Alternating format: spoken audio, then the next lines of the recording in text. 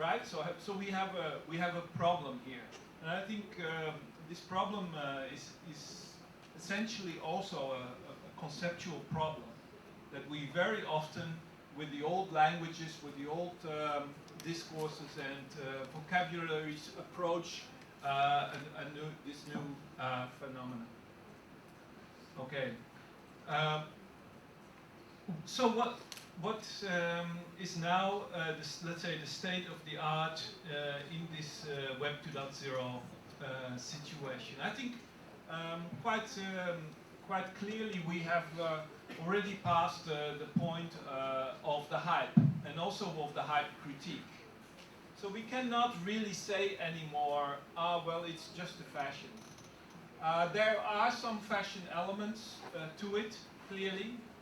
But a lot of these technologies, and I think that counts in particular to blogging. Blogging has now already gone a little bit in the background, and it's just becoming an activity of a few 100 million people. You know, they're just blogging. The same with social networking sites. You know, people maybe they switch from one side to the next, right? We see these large herds. We see them slowly moving from Friendster and Orkut. We see them moving to Facebook and MySpace, and then further to Twitter. These are, you know, kind of like the sheep. Yeah, and it's too bad for the companies that are involved. That you know, at some point, you know, they're very in fashion, and a few months later, everybody has left them. Look at the complete desolate crisis in Second Life. It's really, I mean, some people have a good laugh about the complete, you know, the bankrupt real estate, and they feel a pity for those who invested in the Linden dollars. But all right.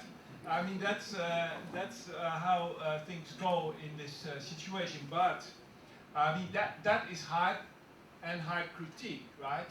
But the underlying trend is pretty clear. The underlying trend is that people spend a lot of increasing more time, especially young people, on the internet. And if you study, for instance, what Chinese people do now, the largest population online, with 260 million people online, they mainly chat, and they play games. And this is what they do. They don't email. They're not particularly that interested in social networking sites.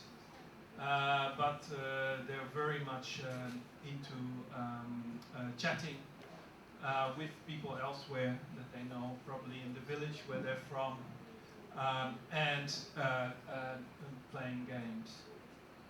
Now, of course, that's a problem, because you know, who can really understand what happens when a few 100 million people start playing games online? You know, which games are they playing anyway? Would anyone know here? I mean, you know, this is already a problem. So the whole large Chinese internet is almost not understood, you know, outside of China itself. Inside China, there's a handful of people who follow it. So again, there's an abundance of practice, and just a very, very little bit of understanding what's going on. And the only thing that we know about China is maybe from, you know, Berkman Center evangelists who complain about internet censorship.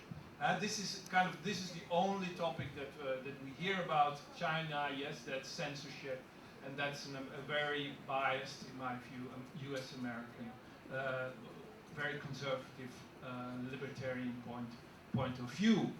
Very narrow view on what is, of course, an important issue, but it doesn't really cover the enormous practice, the internet, the actual internet use in a country like China. So just to mention it as an example where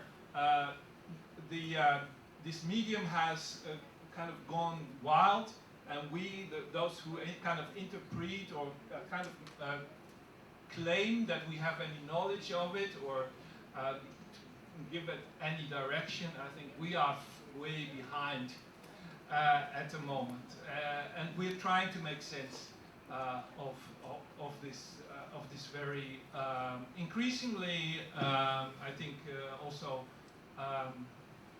very paradoxical and diffuse collection of diverting practices.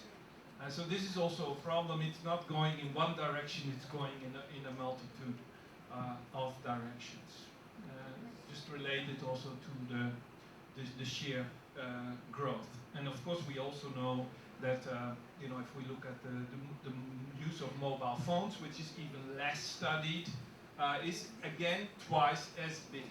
Yeah, twice as big and even less understood. All right. So yeah, it's kind of gives you. Yeah, it makes me quite desperate. In fact, no, what the hell? But again, I completely agree with Ramos that you know, what we see in the institutional world is increasingly, in fact, defending itself against this rising collection of practices by millions, if not billions of people. And this is really creating a very interesting kind of cultural divide. Maybe we can speak about it. The gap that is growing very rapidly there, and I don't see any people who are going for some kind of cultural inclusion of the elites, but because that's in a way, you know, if you are amongst the kind of new age positivist people, you would say, yeah, let's include the elite, you know, in this. I think that's kind of no. I think what we need is kind of we should just follow probably. This is probably we should just follow our path and leave it all behind. But then again, you know, that's very difficult. We need to confront the institutions, the politicians, the law, etc. So we are ourselves also torn apart. Do we really have to engage with these people that so consciously put themselves outside of this? Whereas, you know, on the other hand, we know they have got the power, they've got the resources, they own the institutions, and so on. And so they are very, very busy reproducing themselves and in these positions. And so it's not going to be a very easy fight.